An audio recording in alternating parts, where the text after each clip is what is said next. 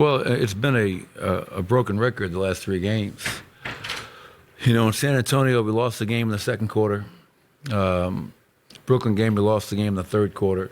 And tonight, we lost it in the first. And I give our guys credit for fighting all the way back and cutting it to 3 points in the fourth. But two things jump out to me, Katie. One, when you're expending so much energy getting back in a game, you have nothing left to finish.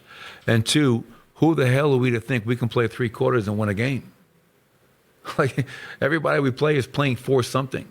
You know what I mean? San Antonio is playing for pride. Brooklyn's trying to hold on to that fifth seed, maybe move up. Toronto's fighting like hell to be in the playoffs, to play in, whatever it may be. And maybe we've gotten a little soft with success. You know, we've been on cruise control for so long, number one in the West since like December 15th. And again, I just told our players, we've gotten away from who we are. We have success for a reason. And it wasn't the offense. The offense was a byproduct of the defense. The last four games were the worst defense in the NBA by far. And if we want that to change, we have to have a hell of a lot more urgency. I think we're showing up thinking, hey, we're going to be all right. And, you know, I knew it this morning when I told our guys when we met, they've lost three in a row, we've lost three in a row.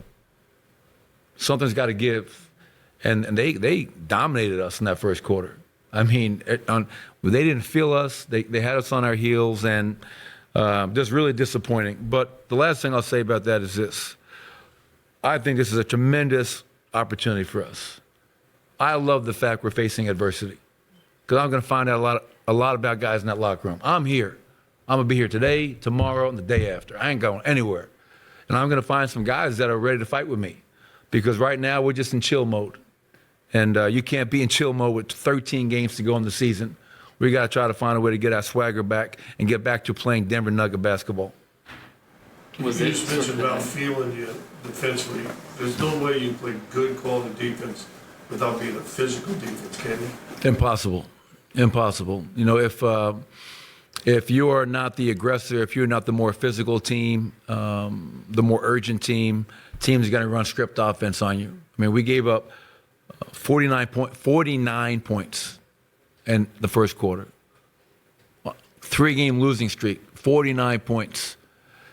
And, you know, a couple of veterans stepped up and said some interesting things after the game. And I love what Ish said.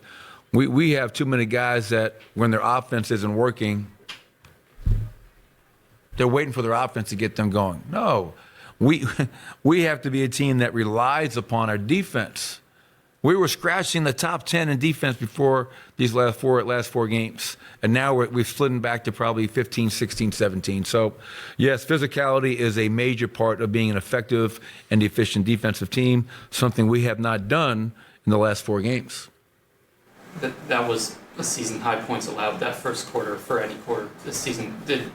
Was it just sort of an energy and effort thing that changed after that to sort of tighten things up as the game went on? Well, yeah, I mean, I think at some point pride comes into play. You don't want to get embarrassed. I mean, and, you know, for me, it was just constantly encouraging guys to chip away. It's a long game. A lot of things can happen. The three-point shot, let's not give up. Don't let go of the rope. All the cliches you can come up with, you know, we used tonight. And that's what's frustrating because in the last three games, one quarter has been the deciding factor. How can you go from, you give up 49 in the first and then you give up 23, 26, and 27? Come on, man. So maybe in Detroit, my pregame speech is going to be, we're down 49 to 20. Let's go out there and play. Maybe that will resonate with our guys. One more? Can you share a little bit more about the veterans that spoke up and maybe what you think they can bring fighting through adversity in this situation? Yeah, I mean, I'm not going to get into the details of what they said just because I think some of that stuff is like, you know, for our group, for our locker room, and I love the veterans that we have. I feel really fortunate as a head coach to have guys like we have who will speak up and not hold their tongue, which I think is amazing. But to your point, you know, when you have guys that have been around the block, have seen everything, KCP's won a championship, he knows what it takes. DeAndre and Jeff and Ish have been around this league a long time and seen and been a part of a lot of different things. And I think the frustrating thing for everybody is we know what we're capable of. You know what I mean? Like, we know what we're capable of. And the disappointment I'm not even like the Chicago game was a nightmare. That I've tried to forget. It keeps me awake at night still. But the other three games, the San Antonio, the Brooklyn, and tonight, those are games where you're going to lose games. I get that, but this time of the year and getting away from our identity is a challenging thing. So we go to Detroit, and we're going to stay together. We're going to stay connected, and the only way you get through times like this is by working through it, staying together and working through it. And no one's going to feel sorry for themselves. It's never going to happen in a locker room or a team that I'm a part of.